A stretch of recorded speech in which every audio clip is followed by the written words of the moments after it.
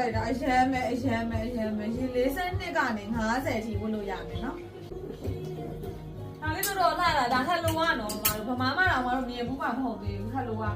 ဒီခုတ်ကဒီကျိုးလေးကအရှင်အမတို့ချီရမှာနော်ဒီလိုခုတ်ကျိုးလေးချီရမှာပါဒီလိုနှစ်ထပ်ပုံစံလေးလောက်ထားတာဒါပေမဲ့တစ်ထည်ပဲဝတ်လို့ရတယ်ဒီလိုလေးသူကလေနှစ်ထပ်လေးနော်မတို့ဒီမှာတစ်ထပ်သေးလှလိုက်တာဒီမှာအပြာလေးဒါလေးရဆိုရင်ဒီမှာလေးအမတို့ဟိုကလေအပေါ်ကခရင်ကလာအောက်ကဒီလိုအညိုလေးနဲ့ဆက်ထားတာအဲ့ပြီးတော့ဒီလိုလေးဒီဟာလေးကဘယ်လိုခေါ်မလဲမိုင်လိုရောင်လေးခေါ်မလားနော်ဟုတ်ကဲ့လာတယ်ကော်ဖီအဖြော့ရောင်လေးအဲ့လိုပုံစံမျိုးလေးဒီ3ရောင်ပဲလောလောဆယ်ရှိမယ်ပစ္စည်းတွေပါတယ်အမတို့အမြဲလေးယူမှစိတ်ချမယ်ဟာလေးပါရင်ဈေးက49,500ရင်ဆိုင်ကကြတော့42ကနေ50ထိရပါတယ်လုံးဝအဲသားဆွဲသားဣဆက်နေတော့เนาะ